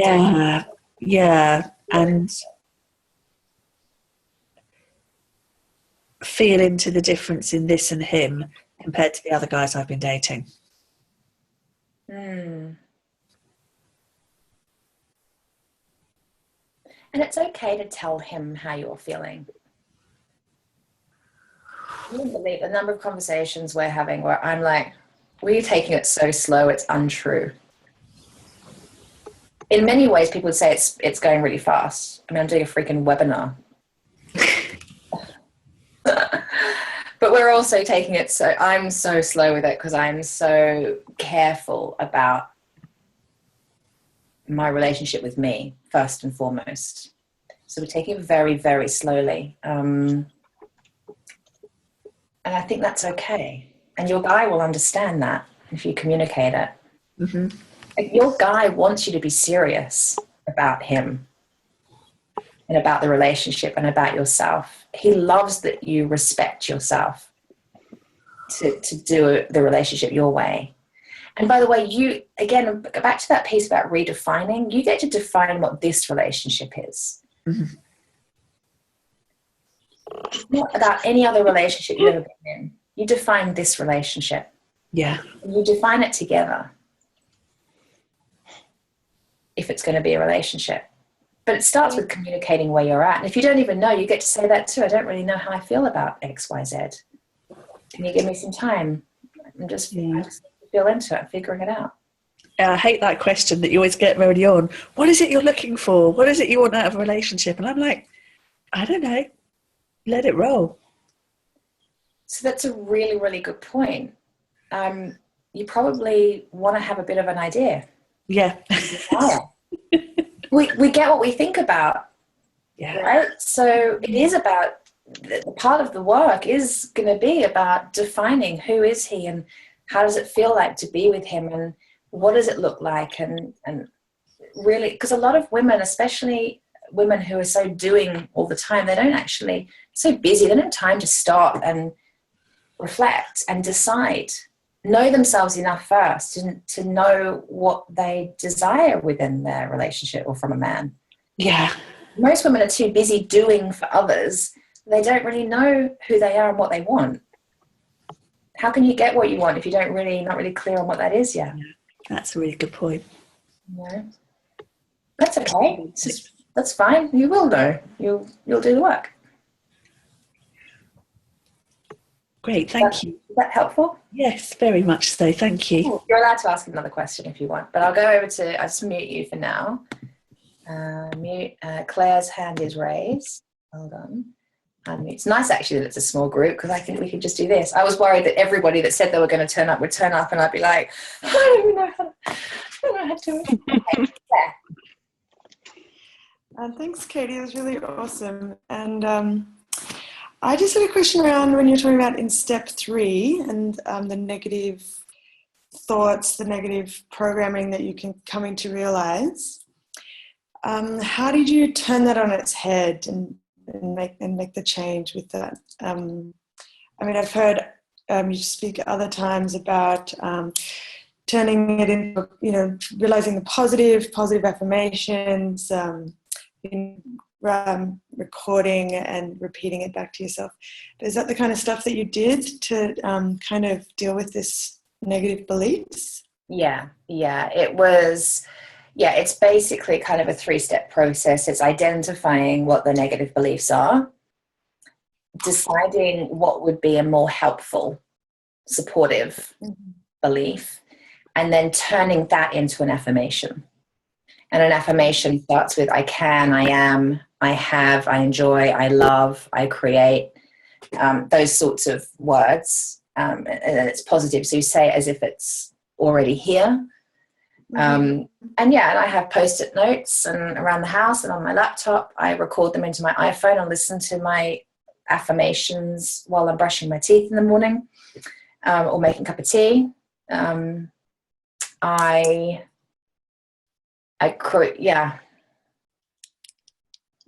That's really what I do.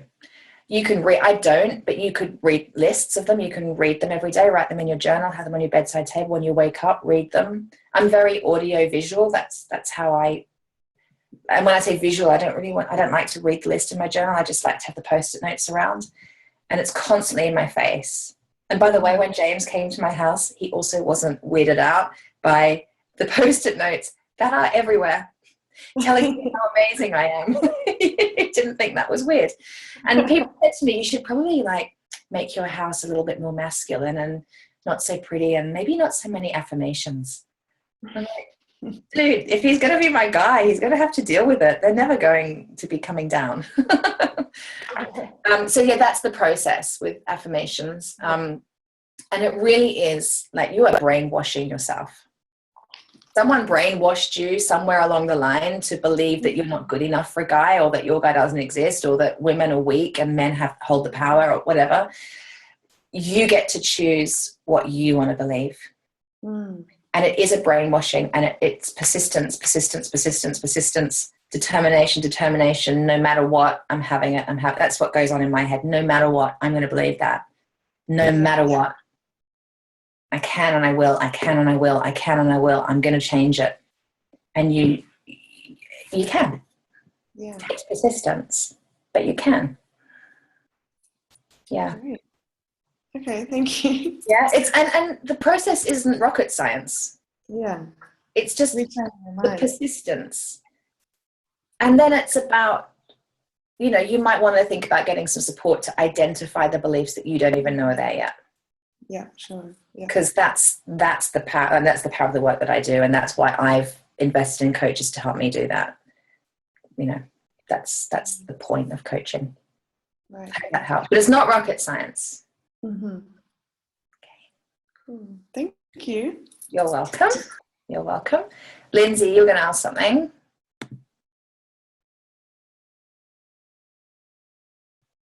Oh, hold on. You're talking, but I can't hear you, so I'm unmuting you now. There you are. Okay. So this is one that came up when you were talking about it. Feel the pain of being single, and be brutally honest with yourself. How did you do it? Like, how did you get to yourself where you truly felt the pain? Because every day I sense the loneliness, but am I really hooking into really truly feeling the pain and being brutally honest with myself? It's a really good question, Linz. Let me feel into that. So for me, it was really about getting into my feminine energy and not being in the masculine of doing. There's no room to feel when you're in your masculine. My cat just fell down. I know. So I'll say that again. There is no room to feel when you're in your masculine. Masculine is time or space to feel. Sure. Doing. So it's about literally creating time and space for yourself. And noticing when feelings start bubbling up, you don't do something that you're in the habit of doing to push them down, whether that's internet shopping or drinking a bottle of wine and watching a box set, or going to work and being busy and working overtime, or going to the gym to distract, or eating, or, whatever your things are that you do that to push emotion down, noticing and choosing to give yourself the time and space to sit in the feeling of it and allow the feeling to rise up. For me, the only way that I can allow feeling is when I literally have time to do nothing. Yeah. Then the feelings can come up.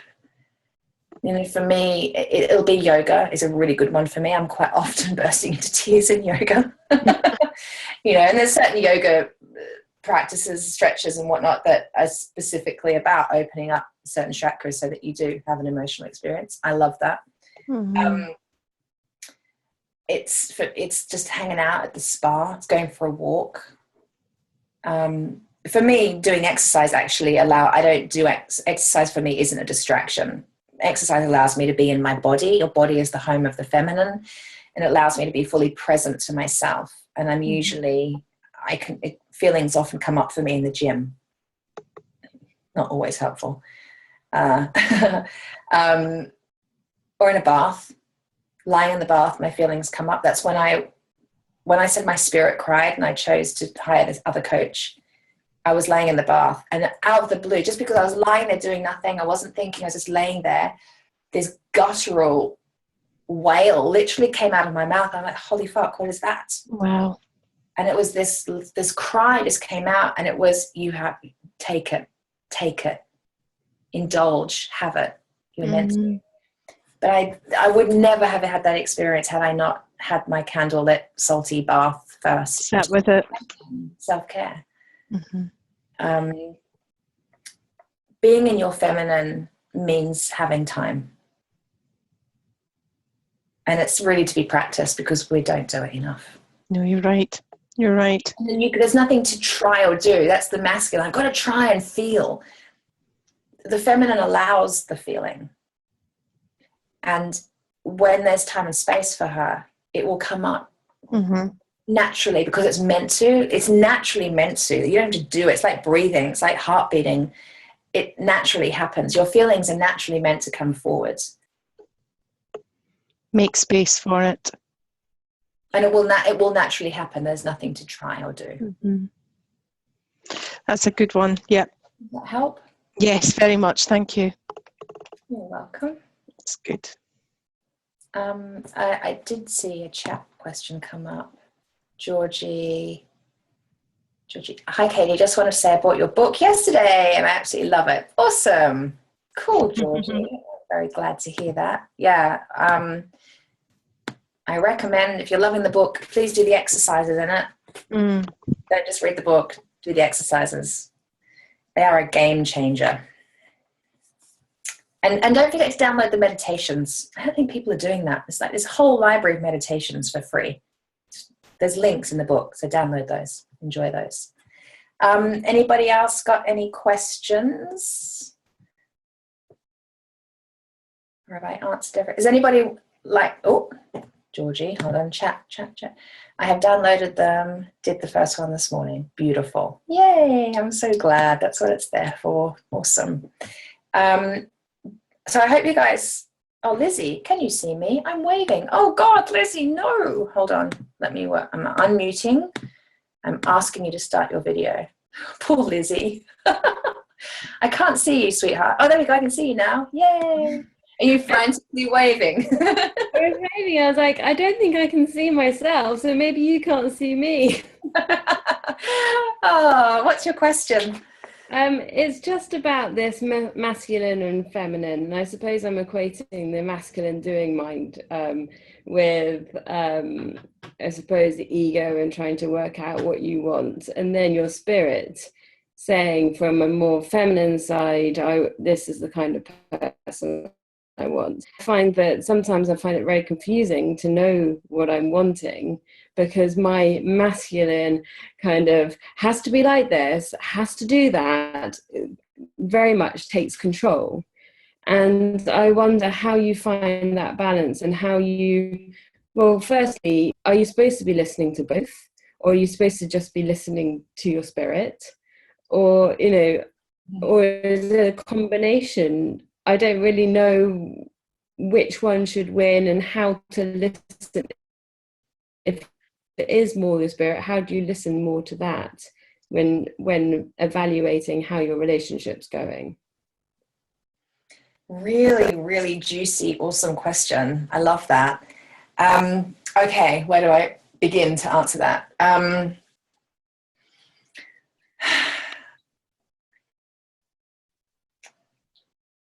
So the feminine feels and the masculine thinks.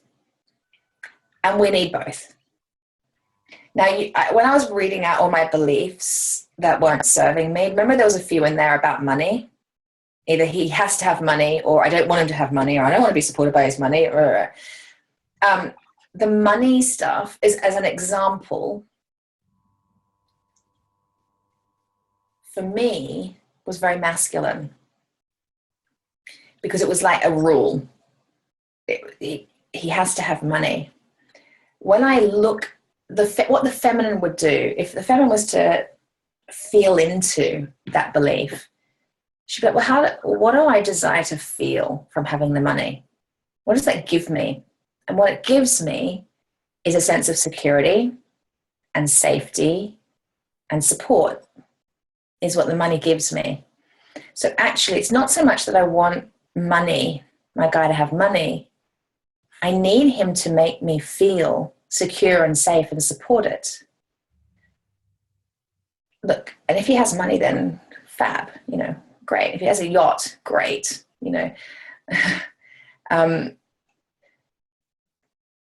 But what we're going for is the feelings. So when you're deciding on what these pieces are, so you're talking about when you're visioning, when you're putting together this vision, the idea of who is my guy. Yeah, as you know, I haven't really got very far in that. It's more that, for example, I'm just going on very casual dates at the moment, and my head sometimes goes, "Oh yeah, he seems really great," and I know I'm not really communicating between the two, and so it's more of trying to work out how you feel about someone when you start to get to know someone. Okay.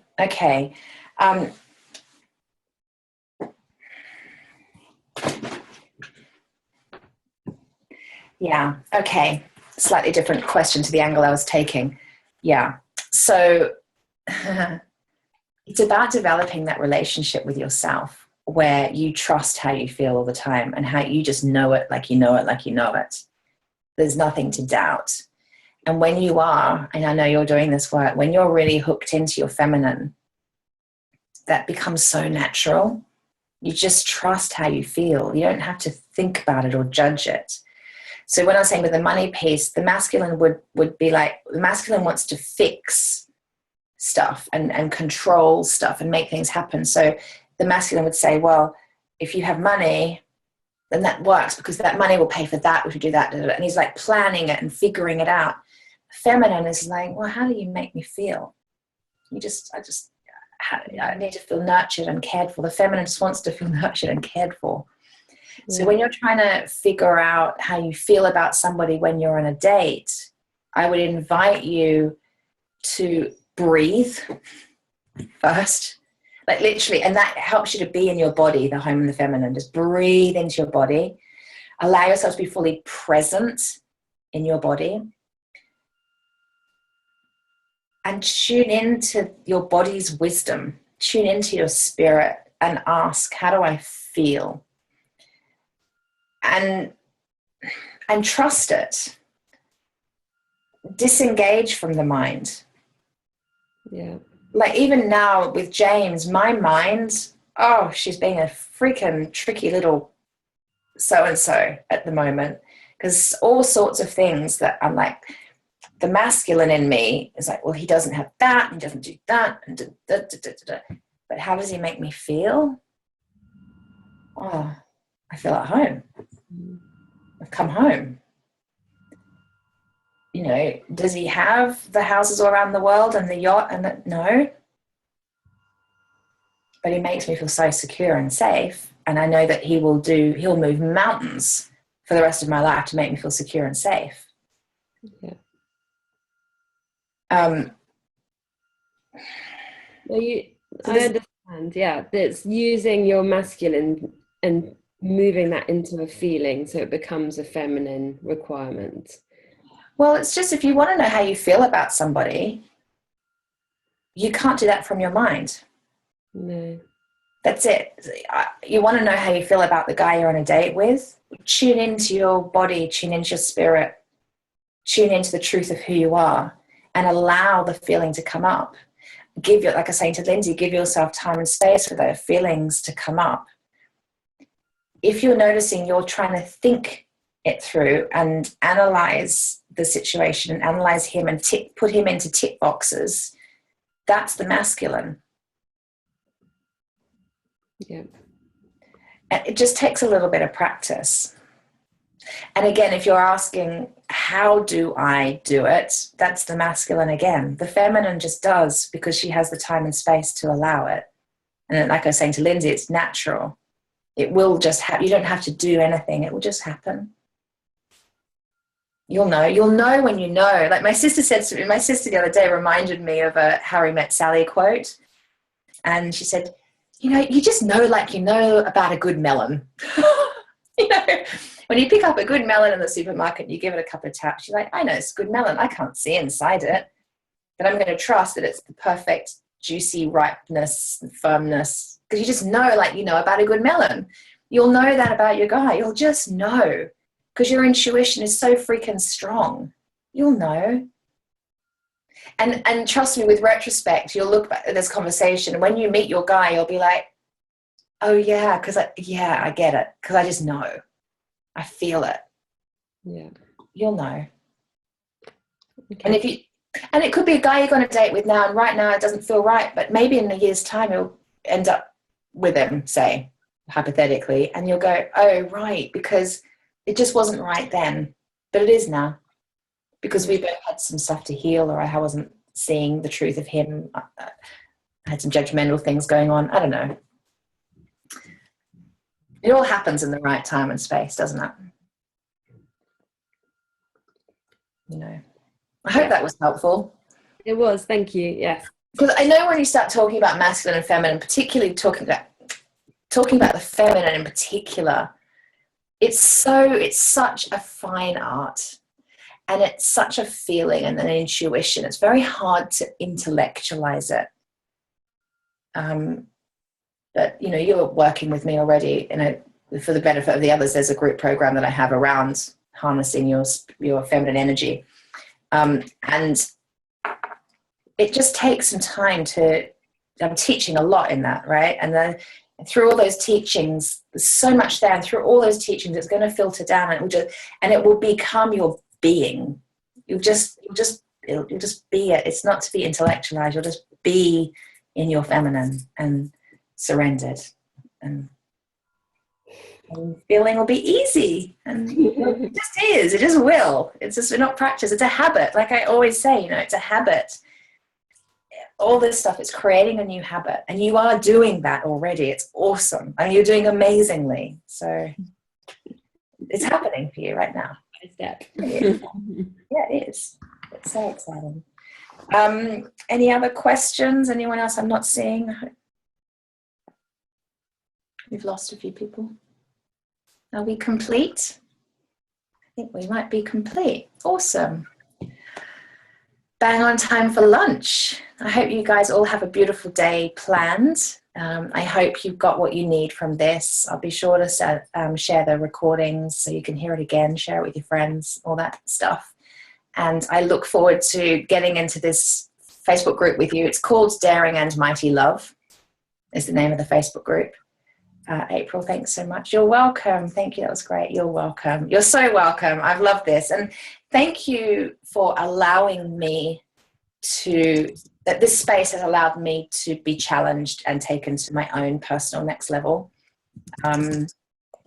Within that, it's opening up something really wonderful within me. And so I'm really grateful to you guys for giving me this chance. It's really exciting. I never, ever in my life ever knew or presumed that I would be able to talk about this subject. That is massive for me. If you knew even half of my history, you would understand that this is a big deal. So I appreciate it. Thank you. I'm sending you all loads of love for a beautiful day. I'm off to Brighton to hang out, do some shopping. Yeah, love you all. And if you want anything from me, you all got my email address, katie@daringandmighty.com. Just email me, and if I can help you or support you with anything on here. Okay?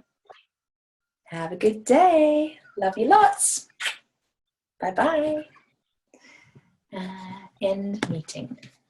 Bye.